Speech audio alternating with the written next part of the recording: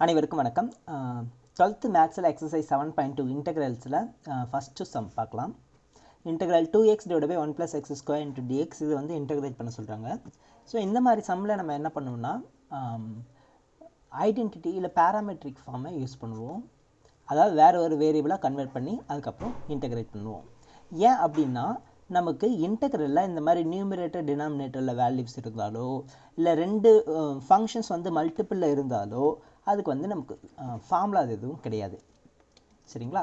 So இப்போது இதை வந்து நம்ம வேறு ஒரு பேராமீட்டராக கன்சிடர் பண்ண போகிறோம்.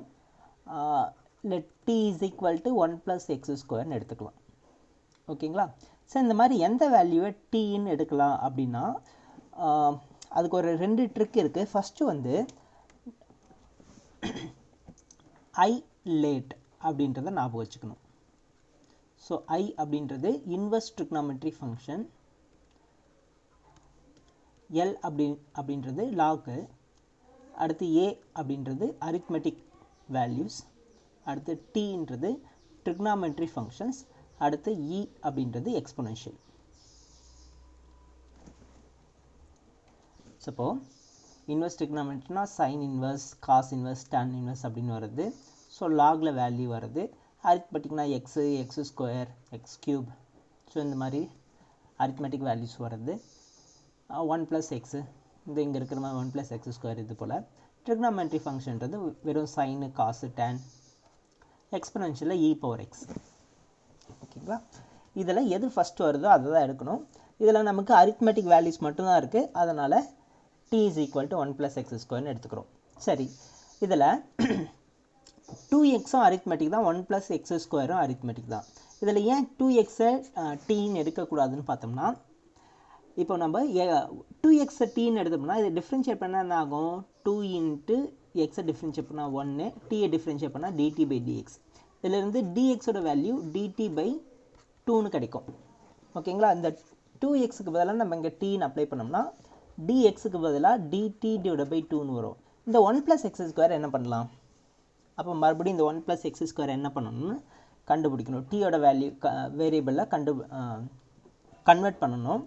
ஸோ அப்போ அந்த மாதிரி போடும்போது கஷ்டமாக இருக்கும். அப்போ நம்ம என்ன பண்ணணும் அப்படின்னா 1 + x² டீன்னு எடுத்தோம்னா இதை டிஃப்ரென்ஷியேட் பண்ணால் 2xன்னு கிடச்சிருது, dt/dx. இப்போ நமக்கு டைரெக்டாக dxோட வேல்யூ dt/2xன்னு வருதா? இங்கே dt/2xன்னு போடும்போது 2xம் 2xம் கேன்சல் ஆகிடும். ஓகேங்களா? ஸோ இதையும் வந்து நம்ம செக் பண்ணணும். ஃபஸ்ட்டு எந்த டேர்மை டீன்னு எடுக்கணும்னு பார்க்கணும். இன்கேஸ் ரெண்டுமே ஒரே மாதிரி இந்த மாதிரி ரெண்டுமே அரித்மெட்டிக்லேயே வந்ததுன்னா எதை எடுத்தால் அதை டிஃப்ரென்ஷியேட் பண்ணுற வேல்யூ வந்து ரிமைனிங் இருக்கிற வேல்யூவை கேன்சல் பண்ணிடலாம் அப்படின்னு செக் பண்ணி பார்க்கணும். இப்போ இங்கே நம்ம t = 1 + x² எடுக்கிறோம். இப்போ இதை டிஃப்ரென்ஷியேட் பண்ணோம்னா dt/dx = 2x. இதிலிருந்து dxோட வேல்யூ dt/2x.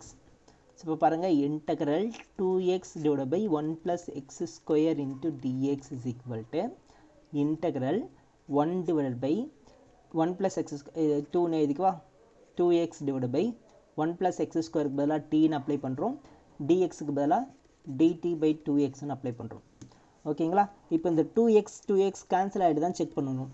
ஒன்ஸ் நம்ம டீன்ற வேரியபிள் அப்ளை பண்ணதுக்கு அப்புறமா எக்ஸ்ன்ற வேரியபிள் கண்டிப்பாக இருக்கக்கூடாது. ஓகேங்களா? ஸோ அந்த மாதிரி கேன்சல் ஆகிடுச்சான்னு செக் பண்ணி பார்க்கணும். இன்டெக்ரல் 1/t × dt இதை இன்டெகிரேட் பண்ணால் direct formula integral 1/x dx = log mod of x + c. இந்த ஃபார்முலா அப்படியே அப்ளை பண்ணிக்கலாம்.